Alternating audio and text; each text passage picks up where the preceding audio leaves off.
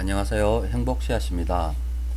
이번 시간에는 교재 173쪽에 있는 기술적 지표의 역이용에 대해서 여러분들과 함께 이야기를 나누고자 합니다. 책을 쓰면서 늘 아쉬웠던 부분이 이 기술적 지표 관련해서 또 그리고 기본적 지표 관련해서 좀 더 깊이 있게 다루지 못했던 점이 조금 아쉽고, 또 이 부분에 대해서는 앞으로 책을 한 권 더 쓸 기회가 온다면 좀 더 자세히 수급 분석과 연결을 해서 활용할 수 있는 방법을 한번 다룰 예정입니다. 또 그리고 이런 기술적 지표 관련해서 좀 깊이 있게 강의를 통해서 다루려고 해도, 제가 강의를 하는 이 동안에 계속 시장이 하락하거나 아니면 이렇게 이제 지지부진한 그런 상황이 이어지기 때문에 실전을 통해서 여러분들과 함께 다루는데 좀 한계가 있습니다. 아무래도 지나간 자료를 가지고서 이렇게 이제 강의를 하거나 여러분들께 활용 방법을 알려드린다고 해도 제가 좀 성에 차지 않습니다. 너무나 이래 지나간 차트만 보고 짜 맞춘 듯한 그런 인상을 심어 드릴 수 있잖아요. 실전에서 어떻게 활용을 할 수가 있고 또 어떻게 움직인다는 것을 보여드리는 것이 핵심인데, 또 여러분들께서 알고자 하는 것이 바로 실전에서 어떻게 쓰이는지 그 부분 알고 싶은 건데, 자꾸 지나간 차트만 들이댈 수 없는 거잖아요. 그래서 앞으로 조금 기회가 된다면 책 나오기 이전에 이런 동영상을 통해서 좀 더 보충을 할 기회가 된다면 이 기술적 지표 그리고 기본적 지표 관련해서 시장이 좀 괜찮을 때 실전 자료를 가지고서 여러분들과 함께 좀 더 이야기를 나누도록 하겠습니다. 자, 일단은 그렇게 성에 차지는 않지만 일단 그동안 배운 것을 가지고서 실제 기술적 지표를 실전에서 어떻게 이용할 수가 있는지 한번 살펴보도록 하겠습니다. 자, 지금 보시는 이 화면은 그냥 간략하게 이제 정리를 해둔 주가가 움직이는 것을 간략하게 이제 정리를 해둔 화면입니다.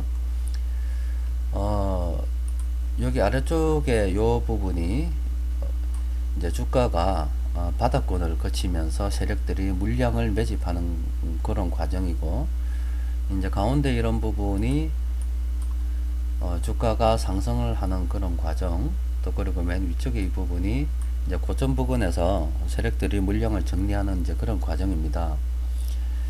기술적 지표를 실전에서 사용을 할 때는 단지 기술적 지표 그 자체만 보고서 실전에 적용을 한다면 굉장히 무리가 있습니다.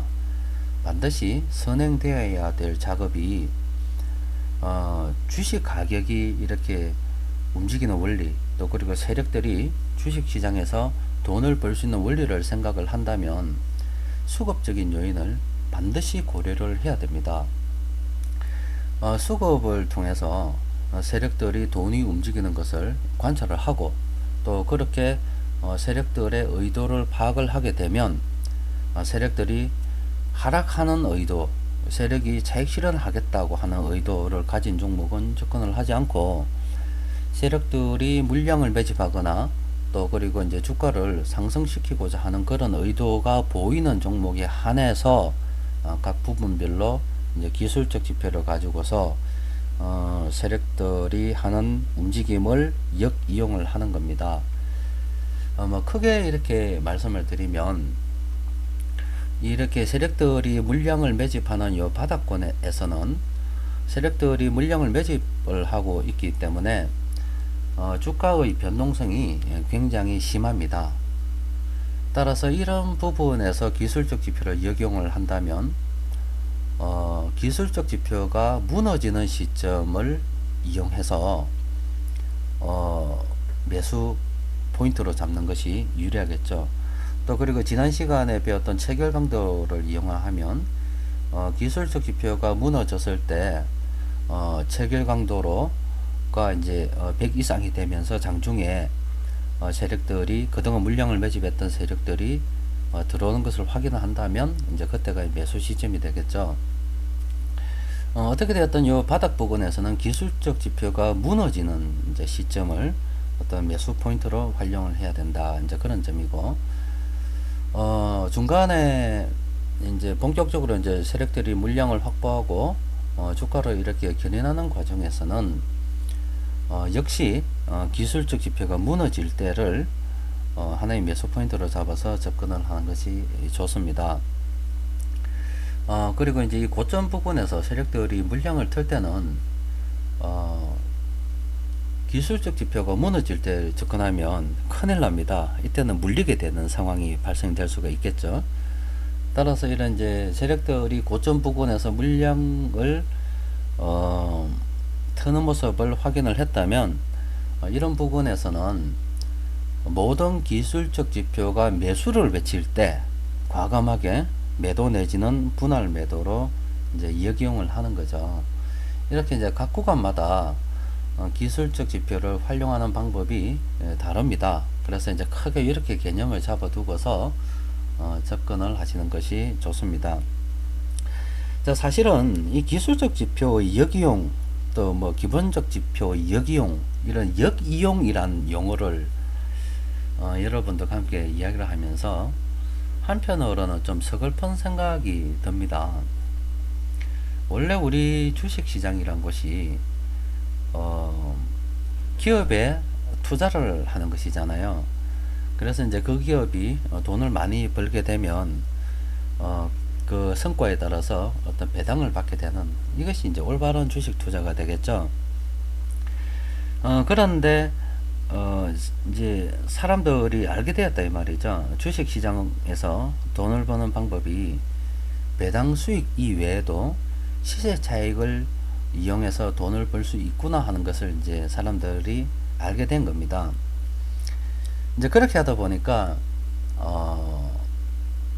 배당 목적이 아니고 아예 시세 차익 목적으로 접근을 하는 사람들도 많아졌어요. 이제 그렇게 하다 보니까 이제 사람들이 시세 차익을 남기기 위해서 소문을 이용하고 또 여러 가지 뭐 기술적 지표를 사람들이 많이 이용한다면 그것을 역이용해서 시세 차익을 얻고자 하는 이제 그런 상황들이 전개가 되기 때문에 이제 어쩔 수 없이 이제 저희들도 이렇게 역이용에 대해서 이제 공부를 하게 되는 거죠. 뭐 그런 면에서 본다면 물론 뭐 돈을 벌 수 있는 하나의 방법으로서 시세 차익이 있긴 하지만 주식 시장이 생긴 이 본질적인 측면에서 어떤 기업이 투자를 원한다, 아니면 투자자가 투자할 기업을 찾는다, 이런 본질적인 측면에서 지금 이제 시세 차익을 넘어서 이제 파생 상품까지 등장한 것을 보면 우리가 참여하고 있는 이 주식 시장이라는 곳이 본질로부터 너무 멀리 떨어져 있지 않은가. 그러니까 너무 먼 길을 왔다. 다시 이제 본질로 되돌아가기에는 현실적으로 그동안 벌어놓은 일들이 파생의 규모가 커졌고 또 시세 차익을 원하는, 또 시세 차익의 달콤함을 이제 맛본 사람들이 너무나 많기 때문에 본질로 돌아가기에는 너무 먼 길을 왔다 라는 생각이 듭니다. 그런 점에서 조금 좀 항상 제가 생각할 때 좀 씁쓸하죠. 주식 투자라고 하는 것이 기업 자체에 이제 투자를 좀 해서 어떻게 배당 수익을 좀 남겨 먹어야 되는 그런 정상적인 시장으로 돌아갔으면 좋겠는데 너무 먼 길을 왔고, 또 간혹 이제 기업을 운영하는 사람들도 최근 상장 폐지가 된 기업이 3며칠 전에 상장 폐지가 된 기업이 있는데, 불과 상장 폐지 결정이 나기 한 달 전에 유상증자를 또 했죠.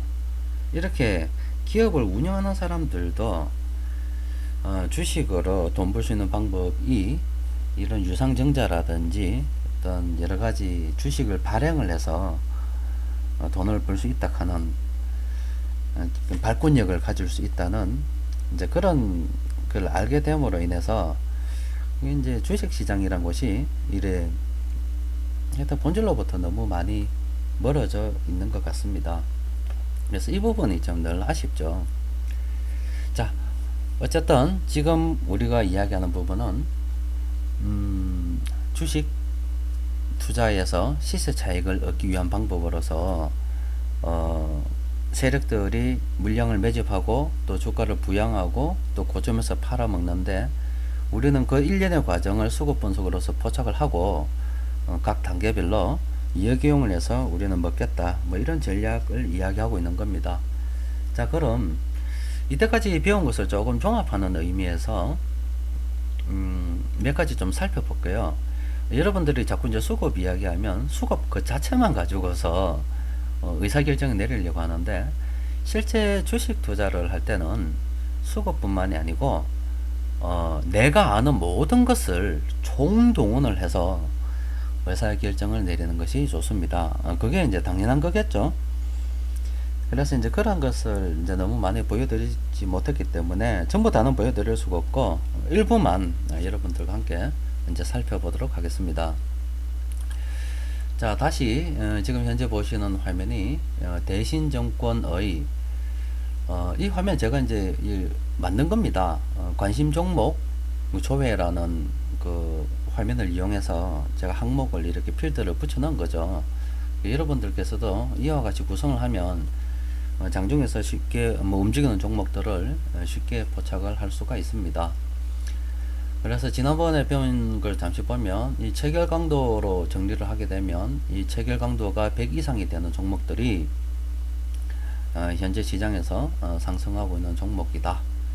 또 체결 강도 가는 것이 장중에서 세력들이 움직이는 것을 알 수 있는 뭐 거의 유일한 지표다, 뭐 이런 것을 이야기했었죠.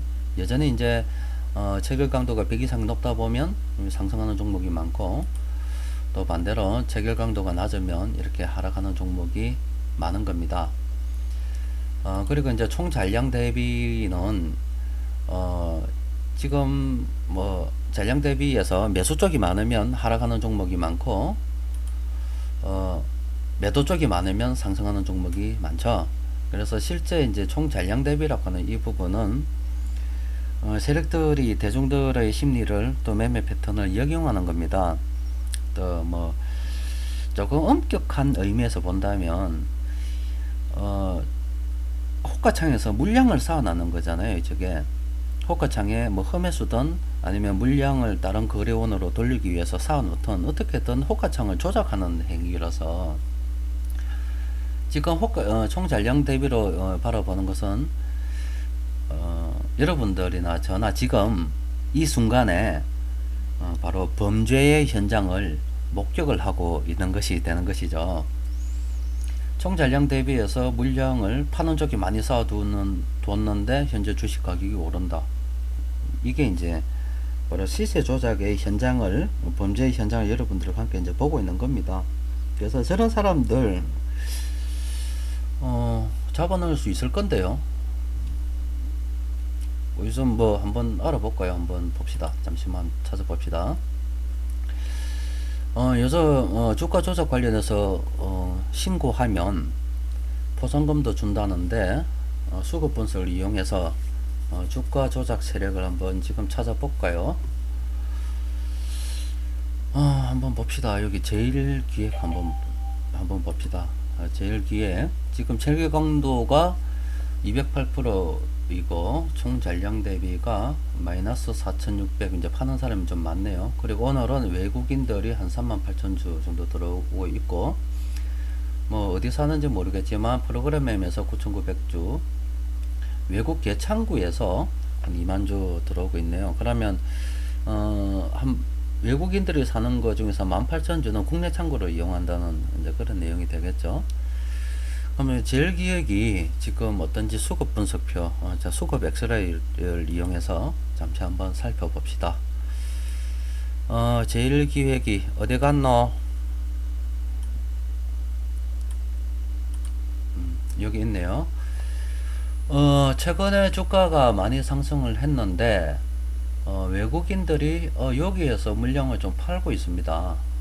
그러면 한번 봅시다. 외국인들이 2012년도 12월 10일부터 해서 3월 22일까지 일단 2012년도 12월 10일 또 그리고 3월 22일까지 누가 어떻게 매매했나 봅시다. 찾아보니까 외국인들이 요 기간 동안에 한 287만 주 정도를 매수를 했고 기타 법인에서 323만 주 정도를 매수를 했습니다. 그러면 누가 이렇게 물량을 매수를 했는지 한번 찾아봅시다. 지분상장법인 지분정보센터에서 지분 현황을 잠시 한번 찾아봅시다.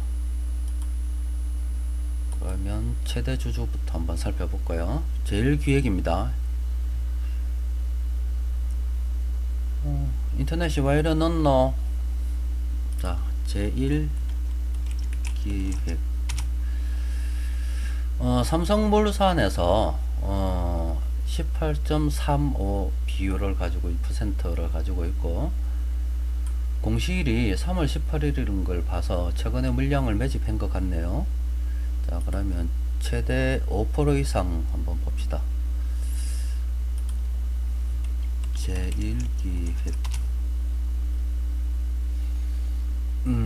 국민연금공단 삼성물산 쭉 보면 4월 9일날 연기금에서 주식을 좀 매수를 한 것 같습니다. 4월 9일날 신고를 한 거 보니까 3월 20일날 삼성물산에서 이제 주식을 샀다고 했네요. 또 그리고 어디서 했노? 단순투자 한국투자신탁에서도 매수를 했고 사우디아라비아 통화국 이건 옛날이네. 그럼 최근에 보면 국민연금, 삼성물산, 한국투자신탁 운용에서 이제 매수를 했다고 이제 지분 공시가 되었습니다. 그럼 수급 엑스레이를 통해서 보면 일단 외국인들은 지분 5%가 있는 외국인이 아니네요. 아니고 뭐 좀 참고를 좀 찾아봐야 되겠고 이 기타 법인은 삼성물산에서 자사주를 매입한 것이 아닌가 뭐 일단 그런 생각이 듭니다. 일단 상장법인 지분정보센터에서 이제 조금 알아봤죠. 그런데 이제 지난번에 말씀드렸다시피 이제 이 정보도 상장법인 지분정보센터에서 얻을 수 있는 정보도 활용할 수 있는 날이 얼마 남지 않았습니다. 이런 지분 공시를 지금 4월달인데 오늘이 4월 22일이거든요. 그러니까 4월 9일날 난 공시도 지금 현재 이제 볼 수가 있잖아요. 그런데 이제 이 이전에 물량을 매집하고 4월 9일날 이제 공시를 한 거죠. 그런데 이제 이번에 법이 바뀌면서 3개월 후에 내가 매매를 하고 3개월 후에 이제 공시를 해도 된다고 했거든요. 그러니까 이제 내가 가진 보유 물량을 전부 다 처리를 하고 난 다음에 내 다 팔았대 하고 신고만 하는 거예요. 그러니까 이제 이 정보 자체는 아무런 쓸모가 없는 쓰레기 정보가 되기 일보 직전입니다. 거래소에서 많은 돈을 들여서 이 홈페이지도 운영하고 뭐 여러가지 인력들을 운영을 할 건데 아쉽게도 헛돈을 낭비하게 된 것 같아요. 제 생각으로는. 자, 그러면 제1기획을 한번 찾아봅시다. 기획. 아이고, 주식이 참 많이 올랐네요. 자, 그러면 키움증권에서 제1기획을 아까 전에 3월 10일 22일이었죠. 2012년도 12월 24일이었나? 언제나 다시 한번 봅시다. 12월 10일 12월 10일부터 3월 22일까지 보니까 이 외국인들이 수급 엑스레이에서 확인을 했죠. 외국인들이 한 280만 주, 기타 법인에서 한 320만 정도 매수를 했다고요. 그래서 상장 법인 지분정보센터에 가보니까 일단 외국인들은 안 나왔으니까 5% 이상 지분을 보유한 사람들이 아니니까 일단 그 사람들은 이제 신규로 들어오거나 뭐 시세 차익을 위해서 들어왔겠죠. 그리고 기타 법인에서 물량이 들어왔는데 삼성물산에서 경영권을 좀 더 뭐 확보를 한다거나 어떻게든 뭐 자사주를 매입했겠죠. 그래서 이제 그 거래원 창구를 한번 살펴보니까 시티그룹에서 동기간 동안에 한 200만 주 이상 매수를 했어요. 그리고 UBS에서 한 140만 주 정도를 매수를 했고, 그러니까 시티하고 UBS가 이제 외국인일 가능성이 많겠죠. 그 물량이 잡힌 외국인일 가능성이 많고, 삼성에서 자사주 매입은 삼성증권을 이용한 것 같아요. 그러면 제일기획에서 삼성 창구를 한번 살펴보도록 합시다. 삼성 맞네요.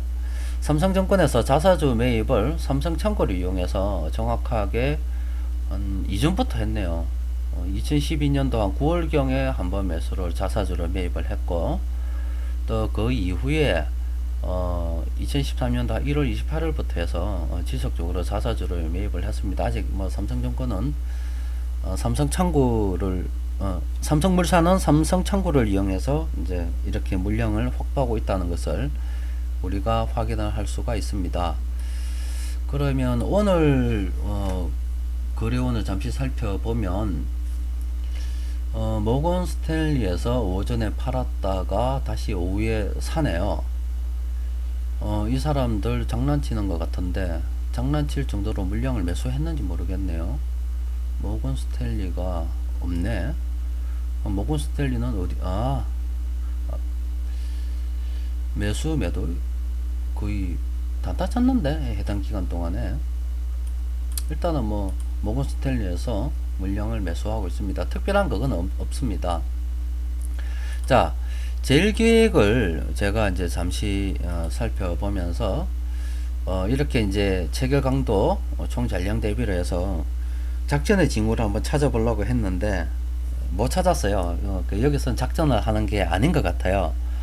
물량을 지난 기간 동안에 이렇게 이제 수급 분석, 수급 엑스레이를 통해서 살펴보니까 물량을 매집을 했는데 외국인하고 기타 법인에서 많이 매집을 했고, 이 기타 법인은 자사주를 매입하는 것 같습니다. 따라서 작전주는 아닙니다. 또 그리고 외국인들이 물량을 매집하는데 최근에 판 거 한번 볼까요? 보자. 그러면 3월 21일부터 봅시다. 0250 하나 더 해서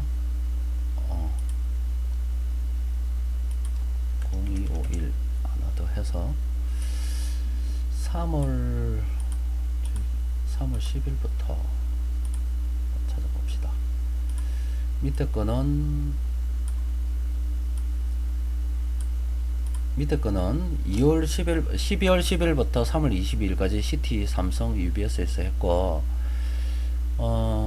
외국인들은 안 나갔습니다. 그 최근에 봐더라도 이 외국인들이 판 것이 아니고 CLSA나 모건 스탠리나 여기에서 또 BNP 파리바 이런 데서 매도를 했기 때문에 최근에 매도한 세력은 최근에 매도한 세력은 여기서 매수를 해서 매도한 세력이 아니고 장기적으로 물량을 들고 있었던 세력이 되겠죠. 좀 아쉽네요.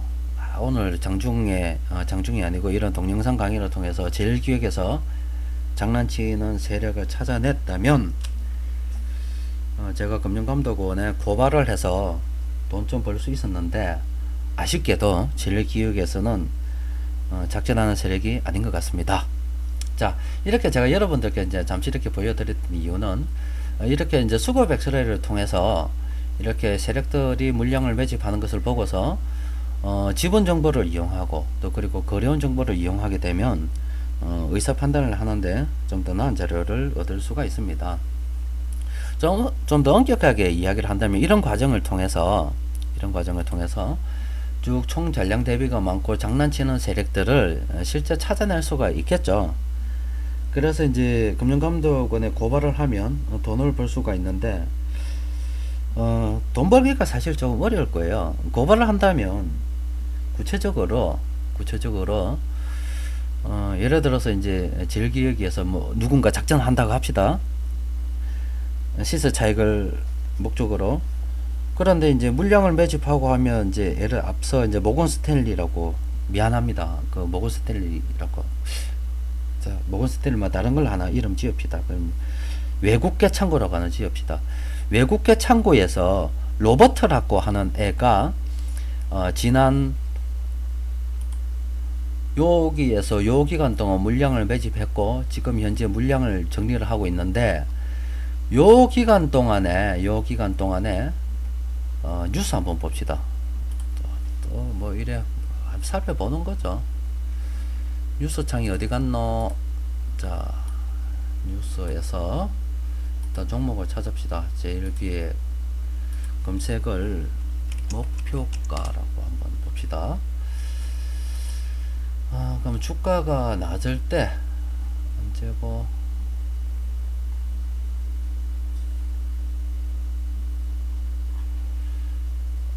여기 목표에 세력들이 아주 착한 세력들이 들어와 있어요.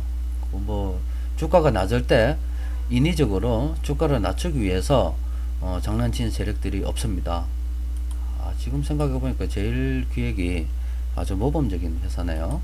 자, 다시 한번 정리합시다. 자, 다시 이 제일기획이라는 회사에 외국계 창구에서 어떤 로버트라고 하는 놈이 주가 부양을 하는데 뉴스를 나쁘게 내보내고, 그런데 뭐 연관성은 서로 찾을 수는 없지만 일단은 뭐 나쁘게 내보내고 현재 이제 고점에서 차익 실현을 한다면 주가 조작이 되겠죠.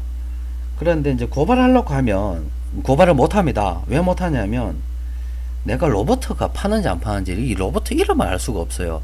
그냥 제일 기억에서 외국계 창구에서 물량을 사고 있다 하는 것은 확인이 가능하고, 만약에 공시를 한다면 공시 정보를 통해서 알 수는 어느 정도 구체적으로 알 수는 있지만, 고발을 하려면 고발을 하려고 하는 당사자가 있어야 되잖아요. 그냥 단순히 금융감독원에 전화해서 외국계 창구에서 이거 장난쳤으니까 고발합니다 하고 할 수는 없는 거잖아요. 그래서 고발하려고 하면 어떤 정보가 있어야 되는데 그 정보를 안 줍니다. 그래서 고발을 못 하죠. 또 그리고 이제 그러면 고발을 못 하는데 고발을 해라고 법을 만들었어요. 그럼 그건 어떻게 되는 건데? 아마 제 생각으로는 내부자들이 서로 배신 한번 해라 이런 거겠죠. 저처럼 이렇게 수급 분석을 해서 찾아서 고발하기는 어려운 여건이니까 아마 이제 작전하는 세력들끼리 서로 마음이 안 맞았겠죠. 돈 배분 문제에서, 아니면 생각한 대로 작전이 잘 안 됐거나, 그래서 니 맛 좀 봐라 하고 이제 고발을 하게 된 거겠죠. 그래서 내부자들이 나서서 고발을 좀 해줬으면 하는 그런 바람이 있는 것 같아요. 실제 이 세력들 자체를 고발할 여건은 정부 당국에서 만들어주지 않는 것 같습니다. 자, 또 좀 더 생각을 한 번 더 전개시키면, 정부 당국에서 만약에 로버트를 찾을 수 있게 만들어준다 하더라도 실제 고발은 힘들 거예요. 만약에 내가 고발을 해서 포상금을 타게 된다면 아마 저처럼 수급 분석을 할 수 있는 사람들은 아마 국내에서 활동하는 모든 세력들 조금이라도 꼬투리가 있으면 다 고발을 하겠죠. 자, 그러면 고발하는 사람은 포상금 타서 기분이 좋을 겁니다. 자, 그런데 그렇게 우리 한국 정치에서 뭔가 좀 해먹으려 그러면 다 고발당한다면 어느 세력이 한국 세력에서 한국 시장에서 시세 차익을 목적으로 주식 투자를 할 수가 있겠어요. 그러면 한국 주식 시장은 파리가 날릴 것이고, 파리가 날리면 정권회사는 수익이 없어서 문 닫을 거고, 정권회사 망하면 한국거래소는 직원들 좀 잘라야 될 거고, 주식시장이 안 좋으면 정부에서 주식을 통해서 세금을 많이 거두지 못하니까 그 결손되는 부분만큼 다른 데서 세금을 더 걷어들여야 될 거고, 그럼 애꿎은 뭐 담배값 인상을 할 수도 있고 기름값 인상을 할 수도 있습니다. 그럼 세금이 오르겠죠. 기름값이 오르겠죠. 그러면 내가 고발을 함으로써 애꿎은 차 운전하는 사람이 기름값을 더 더 많이 내고 탈 수가 있어요. 그러면 사람들이 기름값이 더 많이 들면 지출을 더 줄이겠죠. 그러면 지출을 줄이니까 정부에서 또 세금 더 못 걷어들이니까 또 다른 세금 또 만들 것이고, 이렇게 해서 내가 단순히 그냥 시세 차익을 목적으로 내 돈 좀 벌어 먹으려고 고발을 했는데 그 여파가 나비 효과처럼 사회 전반적으로 크게 영향을 미칠 수가 있어요. 그래서 만약에 안다고 해도 고발하기는 좀 힘듭니다. 나쁜 놈들 고발을 하긴 해야 되는데 여건은 안 만들어주고, 그렇다고 해서 다 잡아넣으면 주식시장 팔이 날리고, 팔이 날리면 그뿐인데 애꿎은 다른 세금 모르고 또 내가 다른 생활까지 팍팍하게 되니까, 만약에 고발을 해서 한 뭐 그 사람들의 시세 조정 한 100억 했다면 한 50억 득띠가 내한테 주면 재미있는데, 뭐 고발해서 막 3천만원 5천만원 주고, 아마 최고 한도가 1억이다 해서 1억만 주고 한다면 그 1억 가지고 평생 먹고 살 수 있냐? 그건 아니잖아요. 어쨌든 고발을 못하게 돼 있어요. 자, 제일 기억은 작전하는 세력이 없었습니다. 지금 제 하는 말을 들었는지 몰라도 총 잔량 대비해서 플러스가 많아졌어요. 자, 일단은 너무 이렇게 이야기가 길어졌는데, 이제 기술적 분석을 역이용하는 방법에 대해서 이제 좀 더 한번 살펴보도록 합시다. 자, 그러면 최근에 이제 카페에서 올려드렸던 이 종목들 중에서 LG 패션이라고 있죠. 자, LG 패션. 자, 요거 잠시 한번 살펴봅시다. 자, 요 화면을 좀 카피 뜨자. 자, 카피 떴습니다. 자, 보면 LG 패션이 이렇게 이제 주가가 횡보를 하는 기간 동안에 세력들이 물량을 매집을 했습니다. 자, 그러면 요게 앞서 봤던 우리가 요 그림에서 요 부분에 이제 해당이 되는 그런 상황이 되겠죠. 그래서 이 부분에 해당이 될 때는 모든 기술적 지표가 무너질 때를 매수 포인트로 잡으면 됩니다. 그러면 지금 현재 LG 패션의 주가 상황을 봐서 요 위쪽에 있는 상황이라서 기술적 지표가 지금 잘 나가고 있는 상황이죠. 따라서 지금은 LG 패션을 매수를 하면 안 됩니다. 좀 더 기다렸다가 만약에 LG 패션의 주가가 정고점을 돌파를 해서 나아간다면 일단 기다려야 되는 거고, 만약에 무너진다면 자, 요 부근에서 유심히 봐야 되겠죠. 기술적 지표도 좀 봐야 되고, 또 체결 강도로 유심히 봐야 되고, 또 그동안 물량을 매집했던 세력들이 도망을 갔는지 안 갔는지도 확인을 해 봐야 됩니다. 자, 말로 온 김에 LG 패션 그림 분석 좀 한번 해볼까요? 여러분들 뭐 일단 요 기술적 분석은 LG 패션에서 이용을 못합니다. 단지 이제 기다려야 되는 상황이고, 뭐 이왕 말로 온 김에 LG 패션을 어느 거래원에서 이용을 하고 있는지 그거는 한번 살펴볼게요. 2012년도 11월 20일부터 서브 엑스레이가 참 제가 만들었지만 정말 멋진 겁니다. 외국인들이 전적으로 작업을 했네요. 230만 주. 자, 그러면 자, 니는 가고 한번 찾아봅시다. LG 패션 거래원 한번 살펴볼까요? 2011년도 뭐 11월 어제도 며칠이었나? 며칠이고 12월 20일.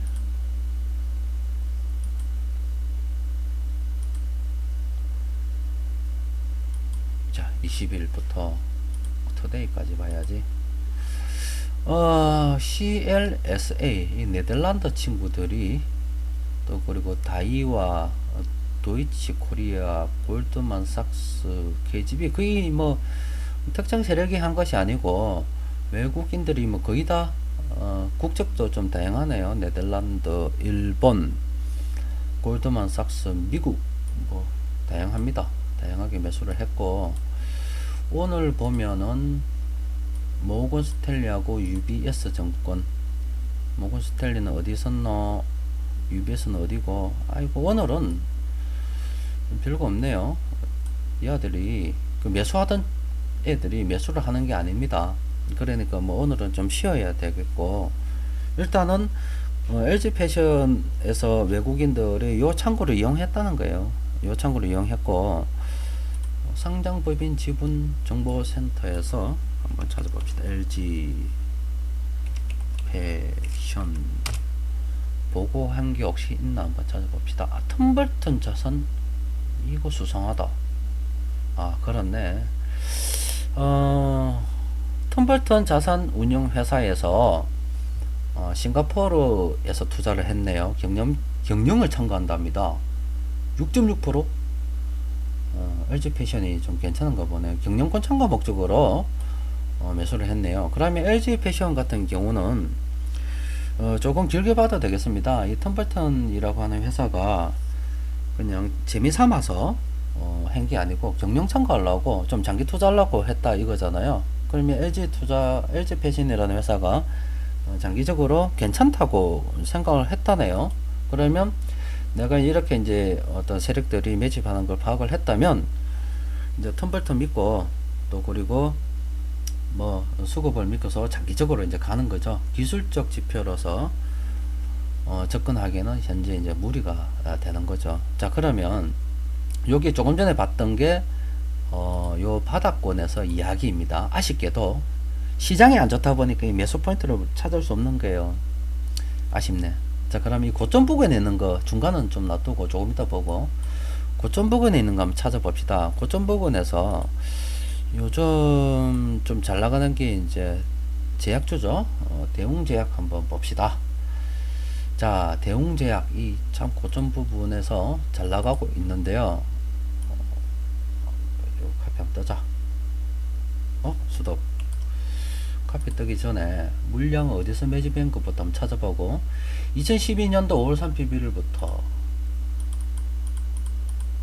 5월 31일부터 토데이까지 이렇게 해서 물량을 한번 떠봅시다. 그림 한번 떠봅시다.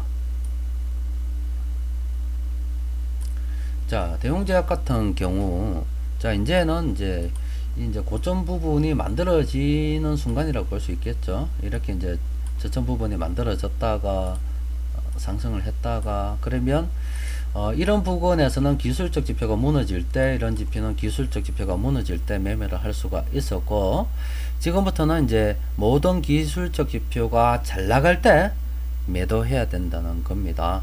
자, 그러면 외국인 연기금 국가보험 투신 뭐 이거 먹고 개인 투자자 빼고 다 매수를 했습니다. 지금까지 들고 있는 개인 투자자들은 승리의 화신들입니다. 자, 그러면 일단 이것도 참고 한번 찾아볼까요? 2012년도 한 6월부터 찾아봅시다. 5월 31일 대웅제약 2012년도 아까 5월 31일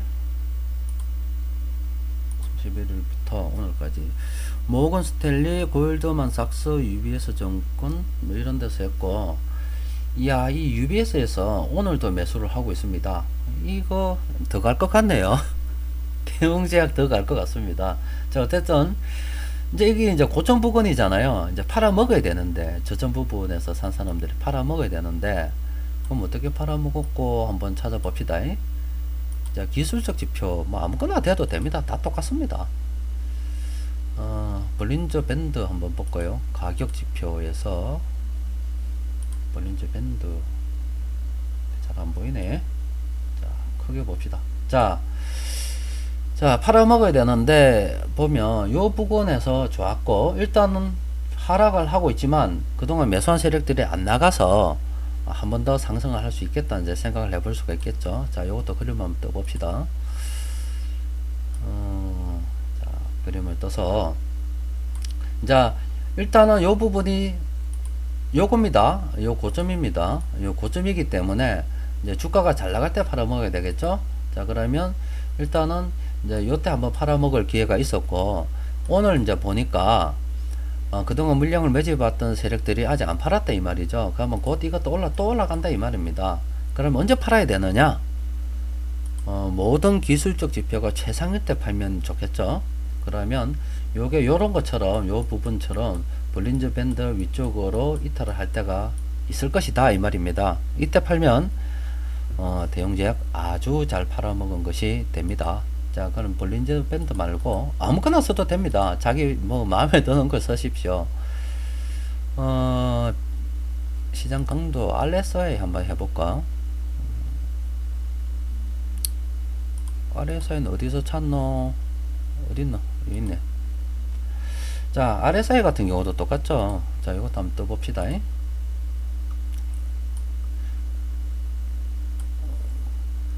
이 부분이 이제 볼린저 밴드에서 팔아먹어야 되는 부분이잖아요. 이제 또 이제 똑같습니다. 이제 결과적으로 이것도 이 지표도 현재 여기 있는데 지금 팔 게 아니고 수급 분석해 보니까 안 나갔다 이 말입니다. 아직 세력들이. 자, 그러니까 이게 들어 올려집니다. 지면 이 과열되었다가 요 꺾이는 요런 시점이 있겠죠. 과열을 벗어난 요런 시점도 있고. 근데 언제 꺾일지 모르니까 과열을 벗어날 때 요 지점이 좋겠죠. 과열을 벗어날 때. 그럼 다시 과열로 들어갔다가 과열을 벗어나는 시점에서 대웅제약을 차익 실현하면 됩니다. 그러면 행복하게 먹고 놀 수가 있겠죠. 자, 그러면 중간 과정 한번 찾아봐야 되는데 그 중간 과정이라고 하는 것은 지금 제가 요 부분 한번 찾아보겠다는 겁니다. 자, 수급 엑스레이로서 중간 과정에 자, 성원산업 한번 봅시다. 이거 아직 중간 과정이라기 좀 뭐 하지만 일단은 성원산업은 제가 카페에서도 많이 다루어졌고 책에서도 다루었습니다. 심지어 책을 사도 뭐 최근에 출판된 책이라서 지금 수익을 남길 수 있는 그런 종목이죠. 근데 성원산업 굉장히 많이 흔들었습니다. 이제 박스권 벗어난 거예요. 그러니까 요 성원산업이라고 하는 게 이제 여기에 왔다 이거 여기에 본격적으로 상승을 시작도 안 했습니다. 장기로 들고 있는 사람은 계속 들고 있어야 되겠죠. 자, 그런데 그동안에 매수를 했다며 이런 기술적 지표가 이런 무너지는 시점마다 다 살 수 있는 기회가 엄청나게 많았어요. 자, 지금도 LG 패션과 비슷하게 LG 패션처럼 이렇게 이제 위쪽으로 올랐었는데 아쉽게도 또 이래 매수할 시점이 아니네. 이 찾기가 왜 이렇게 힘들어요? 기다려야 됩니다. 그래서 무엇을 보고 기다려야 되느냐? 일단은 추세가 이렇게 상승으로 잡혔기 때문에 주가가 떨어져서 체결 강도가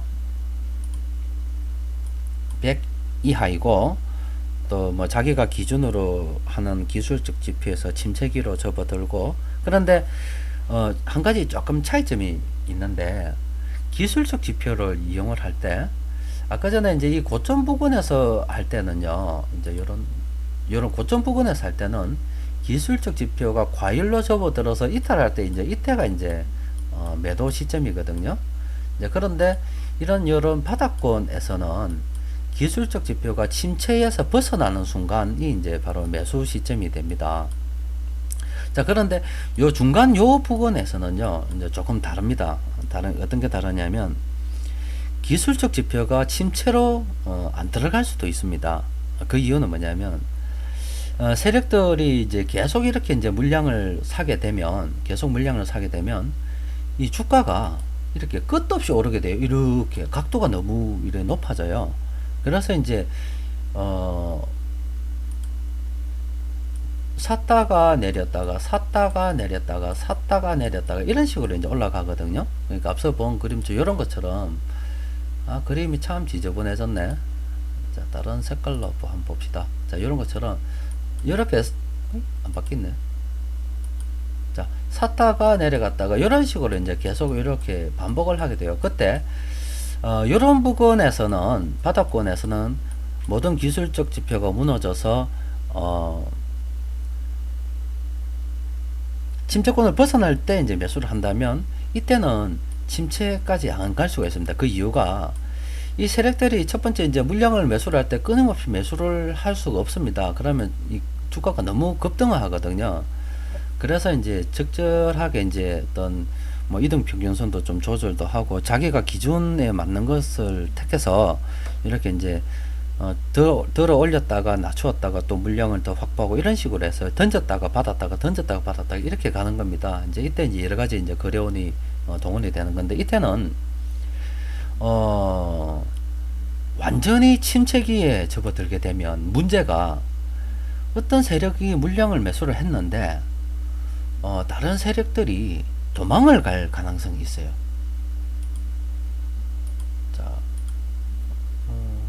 대웅제약 어디 갔나? 자, 만약에 대웅제약에서 그렇다고 한번 해봅시다. 이 대웅제약에서 주가 선도 세력이 이 외국인들인데, 이 외국인들이 물량을 매수를 했어요. 그러면 이 외국인들이 먼저 가고, 이 다른 세력들은 이 외국인들 가는 거 보고 따라가는 거예요. 그런데 외국인들이 이럴 때, 여기 보세요. 요 매수한 거 잘 보세요. 요 그림 잘 보십시오. 외국인들이 녹색 선으로 이렇게 계속 갔죠. 그런데 이거는 외국인들이 갈 때 다른 세력이 팔아먹은 겁니다. 중간에 외국인들이 계속 살 걸로. 그런데 외국인들이 이제 이때 물량을 판다고 합시다. 그런데 너무 물량을 많이 던지게 되면 이 다른 세력들이 이제 물음표를 가지게 되는 거예요. 내 외국인 믿고 따라갔는데 이 외국인들 이 물량 터는 거 아닌가? 이래 되어서 모르겠다, 내가 먼저 털어야지 하고 다른 세력들이 왕창 털어버리면 그냥 이 주가는 더 이상 진행하지 못하고 그냥 여기서 끝나는 겁니다. 여기서 끝. 더 이상 상승하지 못하고 여기서 여기까지 상승하고 그냥 끝나는 거예요. 그래서 외국인들이 적당하게 던졌다가 받아야 됩니다. 그래야 다른 세력들이 이 외국인들이 흔드는 거구나, 다행이다, 나도 물량을 더 사야지, 이렇게 해서 안심을 하고 계속 올라가는 겁니다. 그래서 요 중간에 이제 주가가 상승하는 요런 구간에서는 완벽하게 어떤 침체가 벗어나서 침체가 어떻게 되고 이렇게 저가에서 바닥에 사는 것처럼 그렇게 하기는 어렵습니다. 따라서 이런 부분에서 기술적 지표를 역이용할 때는 완벽하게 완전한 침체가 아니고 그냥 어느 정도 주가가 하락을 했을 때 요때 이제 봐야 될 것이 주로 체결 강도를 많이 봐야 돼요. 체결 강도를 보고 주가가 하락한 상태에서입니다. 계속 체결 강도가 100 이하로 떨어져 있다가 주가는 하락을 하고 있다가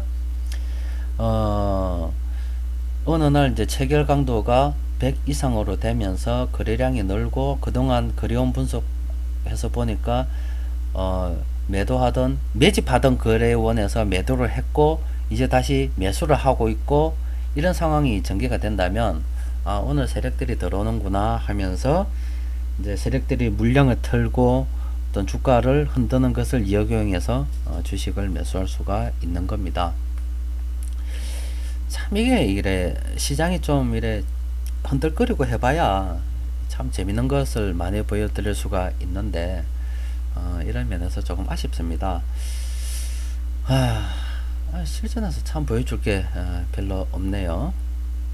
한번 정리는 한번 해봅시다. 자, 그러면 기술적 분석의 역이용은 세력들이 물량을 매집하는 것을 확인을 하고 세력들이 의도가 확실해졌을 때 활용을 하는 겁니다. 다만 그냥 기술적 분석만 들고서 수급적인 상황을 무시하고 역용을 한다고 하는 것은 말도 안 되는 소리죠. 그래서 이제 이렇게 세력들이 물량을 매집하는 것을 확인을 하였을 때 기술적 지표가 무너질 때 들어가는데, 이 바닥권에서는 침체기를 벗어날 때 하는 게 좋다. 그리고 이 고점권에서는 모든 기술적 지표가 최상으로 달릴 때 하는 것이 좋다. 그리고 이 추세가 결정이 되는 과정에서는 주포, 그러니까 주가 선도 세력이 물량을 완전히 털 수가 없다. 따라서 이제 찔끔찔끔 털면서 올라가는데 그때 기술적 바닥권처럼 완전히 무너질 때까지 기다리면 오히려 기술적 지표를 역용해서 매수 지점을 놓치는 경우가 많다. 그렇기 때문에 이런 상승 구간에서는 체결 강도를 보고서 세력들이 물량을 매집하면서 체결 강도가 올라가는 걸 거래원 분석이라든지 이런 걸 통해서 살펴봤을 때 어느 정도 이제 체결 강도가 높아지고 당일 들어온 것이 확인이 되면 그간 주가가 떨어졌고 이때 이제 조금씩 들어가는 거다. 이렇게 이제 볼 수가 있겠네요. 자, 기술적 지표를 역이용을 좀 다루면서 여러 가지 좀 실전의 걸 좀 이야기를 하고 싶었는데, 이 강의로서 장중에 이렇게 움직이는 걸 보고 지금 오늘 당장 그렇게 움직이는 종목들이 많으면 참 좋은데 상황이 그렇지 않다 보니까 많이 다루지 못해서 아쉽네요. 그러면 이렇게 합시다. 이 기술적 지표의 역이용 관련되는 부분은 아마 앞으로 주식 투자를 뭐 하는 동안에 시장을 살펴보면 굉장히 많이 나올 거예요. 또 그리고 제가 그동안 카페에서 올려 드린 거를 보면 이럴 때 기술적 지표로 역이용하는 겁니다는 여러가지 분석글이 많았어요. 그래서 종목을 제가 살펴보면서 기술적 지표를 세력의 의도가 파악이 되고 또 바닥권이든 또 뭐 고점권이든 상승하는 중간이든 기술적 지표를 역이용할 만한 어떤 종목들이 있다면 제가 종목 분석 게시판에 올리지 않고 이 수급 분석 강의 게시판에다가 기술적 분석 역이용을 이런 식으로 하면 됩니다 하는 분석글을 제가 올려 드릴게요. 그게 더 정확한 것 같습니다. 억지로 제가 찾아보려고 해도 안 나옵니다. 좀 아쉽습니다. 제가 오늘 근데 보여드렸던 것 중에서 상장법인 지본정보센터를 이용하고 또 거래원을 분석했던 아까 그 장면들 있죠. 그런 장면들을 여러분들께서 조금 한번 다시 동영상 되돌려 보기를 통해서 살펴보시고 거래원 분석이라든지 이런 것 해보는 것이 좋습니다. 그런데 100% 신뢰는 하지 마십시오. 거래원 여러분들께서 혹시 거래원 한번 바꿔본 적 있으세요? 예, 저는 있습니다. 몇 천원 안 합니다. 그냥 지점 방문해서 바꿔도 되고 그냥 HTS 상에서도 가능할걸요. 그냥 거래원을 바꿔버리면 됩니다. 거래원 뭐 이체 뭐 이런 식으로 해서 바꿔버리면 이 물량이 고스란히 다른 거래원으로 갑니다. 그래서 여러분들께서 거래원을 분석했는데 왜 이 창구에서 많이 그동안 물량을 거두어 드렸는데 아니면 이 창구에서는 그동안 물량을 확보하지 않았는데 왜 나오지? 이런 의문은 가질 필요가 없어요. 그냥 돈 몇 천원 주면 뭐 물량에 따라서 다르겠지만 돈 얼마 주면 뭐 거래원 바꾸는 건 시간 종목입니다. 그래서 거래원 정보는 창고는 하되 쓰잘데기 없는 정보는 맞는 것 같아요. 그런데 또 어떤 면에서 생각해 보면 함부로 막 바꾸지는 않습니다. 그 이유가 A라는 어떤 정권 뭐 펀드 회사 투신사가 아니면 투자 자문 회사가 어떤 A라는 거래 창구를 이용해서 물량을 매집했는데 B라는 창구를 통해서 이체를 한다면 B라는 창구에서 그 물량을 볼 수 있는 사람들이 있어요. 그러면 내 정보를 B라는 창구에 노출하는 게 되지 않습니까? 그래서 잘 안 와요. 잘 안 하지만 여러 개 창구를 뭐 동시에 이용하는 세력들이라면 얼마든지 이렇게 장난을 칠 수 있어서 거래원 정보는 뭐 참고는 하되 그렇게 신뢰하지 않는 것이 좋고 또 그리고 좀 아쉽게도 이렇게 이제 상장 그동안 참 저도 이 자료를 굉장히 많이 이용을 했었거든요. 그러면 이제 아까 전에 LG패신에서 템벌턴 자산운용회사를 찾았다면 또 템벌턴 자산운용회사 찾아 들어가서 쭉 살펴보면 이 회사가 보유한 포트폴리오들을 금방 찾을 수가 있습니다. 그러면 투자 성향도 확인할 수가 있고 그래서 뭐 경영권 참고를 목적으로 매수를 했다니까 충분히 LG패션 같은 경우는 지금이라도 얼마든지 장기 투자를 할 수가 있겠죠. 이제 그렇게 이제 할 수가 있는데 좀 아쉬웠던 점이 좀 화가 나죠. 이제 이런 정보를 앞으로는 거래원 정보처럼 쓸데없는 정보가 되었다는 것이 조금 아쉽습니다. 자, 지금까지 이 기술적 분석에 대해서 여러분들과 한번 이야기를 나누었어요. 각각의 보조 지표들에 대해서 일일이 다루지 못했던 점이 굉장히 많이 아쉽고 또 하여튼 여러가지 아쉬운 점이 많은 것이 바로 이 부분입니다. 그래서 이 부분은 앞으로 기회가 되면 좀 더 자세하게 한번 제가 적을 수 있도록 하겠고 또 그리고 오늘 뭐 기술적 분석의 역이용에 관련된 부분에서는 첫 강의에서 조금 하긴 했었어요. 하긴 했었는데 이 체결 강도를 이용하고 총 잔량 대비를 이용하고 뭐 전일 대비 거래량을 이용하고 이런 것들을 총종합을 해서 제가 기회가 될 때마다 수급 분석 강의 게시판에다가 글을 올려 드리도록 하겠습니다. 그렇게 이제 참고를 하시고 자, 다음 시간에는 이제 기술적 분석을 여기서 마무리하고 교재 184쪽의 기본적 분석을 역이용하는 방법에 대해서 여러분들과 함께 이야기를 하도록 하겠습니다. 좀 요즘 여러 가지 상황으로 인해서 저희 주식 시장이 좋지 않습니다. 외국인들이 이제 연일 팔고 있고, 뭐 연일 팔고 있는 이유가 우리 한국 시장이 미워서 그런 것이 아니고, 세계 전체를 놓고서 볼 때 한국 시장보다 더 메리트가 있는 시장들이 많은 거예요. 미국 시장이 한국 시장보다 돈 벌기 더 좋은 여건, 또 그리고 일본에서 양적 완화로 돈을 막 풀어대니까 한국보다 돈을 더 벌기 좋은 여건이 형성이 되니까 외국인들이 파는 겁니다. 또 그리고 이제 새롭게 어떤 이제 정부가 출범을 해서 여러 가지 경기 부양 정책을 펴니다. 펴고 있는데 실제 그것보다는 더 크게 와닿는 것이 작전 세력들이 움직일 수 있는 여건이 마련이 되지 않는 거예요. 그 작전 세력을 활성화시키는 것이 아니고 잡긴 잡아야 되는데 너무 한꺼번에 이제 작전 세력까지 잡아두겠다고 경기 부양 정책과 동시에 주가 조작 세력도 엄단하겠다고 이제 조직 같이 동시에 나오니까 경기 부양 와닿지 않고 이제 작전 세력들이 쫄인 거예요. 그래서 우리 정시에 최근에 보면 테마주 이야기가 쏙 들어갔습니다. 놓을 수가 없죠. 한번 걸리면 시범 케이스로 걸리면 폐가망신하게 되어 있거든요. 그래서 몸을 사리고 있는 상황이라서 외국인 수급 상황도 좋지 않고 또 그리고 정시에서 나쁜 놈들도 대충 좀 섞여 가지고 있어야 좀 잘 돌아가는데 나쁜 놈들을 이 잡듯이 이제 잡겠다고 하다 보니까 이제 정시가 많이 좀 되었어요. 이렇게 침체가 되어 있는 중입니다. 거기에다가 진짜로 잡아 넣어야 될 세력은 제가 책에서도 많이 이렇게 거론이 되었지만 시장에 나쁜 뉴스를 내보내서 주가 폭락을 유도를 하고 물량을 확보를 하고 이렇게 해서 하는 세력들이 있어요. 그 세력들을 어디까지 포착이 가능하냐면 아까 제가 앞서 보여드렸던 것처럼 장중에서 이 체결 강도 움직이는 것, 또 순매수 순매도를 살펴보고 당일 거래원도 살펴보고 지분 정보가 공시된 것들을 살펴보고 거래원을 살펴보고 하면 거래 원까지는 알 수가 있습니다. 그래서 고발을 하려 그러면 뭐 로버트가 하는지 뭐 로버트 자체가 그러니까 증권회사에서 주식을 실제 거래하는 애들은 말단 직원이 아닙니다. 초짜들.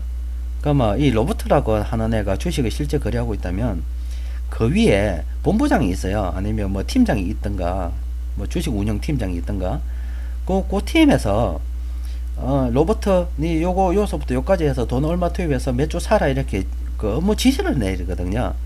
그러면 걔도 주가 조작하는 게 되는 거고 또 그 팀장 자체에서 운영하는 게 아니고 그 회사 자체에서 회의를 통해서 자금 어떻게 집행하겠다고 하거든요. 그러면 그 회사 자체 오너부터 시작해서 어떤 여러 가지 어떤 의사결정 과정에 관여하는 사람들이 있겠죠. 그런 사람들이 실제는 다 주가 조작하는 애들이에요. 그런데 그 주가 조작하는 애들 이름을 안 알려주니까 고발을 못 하는 겁니다. 자, 그런데 뭐 내가 전화를 해서 자 A 외국계 증권사야 지금 주문 넣는 애가 누구니 해서 그러면 상담원이 로버트가 매매하고 있어요 하고 가르쳐 주면 다행인데 그렇게 안 가르쳐 주겠죠. 또 뭐 그렇게 전하면 가르쳐 줘라 하고 금융당국에서 이야기를 한다 해도 이 주가 조작 세력들을 우리가 정시로 움직이는 이 세력들을 고발을 못 합니다. 고발하면 연쇄적으로 터져서 나중에 내가 타는 차 기름값이 오를 수가 있고 정부에서 세금 조달하려고 쓸데없는 세금까지 올리는 나비 효과가 발생이 될 수가 있어요. 뭐 대충 뭐 그러려니 하고 사는 거죠. 자, 일단 기술적 분석 역용은 여기서 마치고 다음 시간부터는 기본적 분석에 대해서 다루도록 하겠습니다. 자, 미안합니다. 좀 더 실전 사례를 들고서 해야 되는데 오늘은 못하게 되었네요.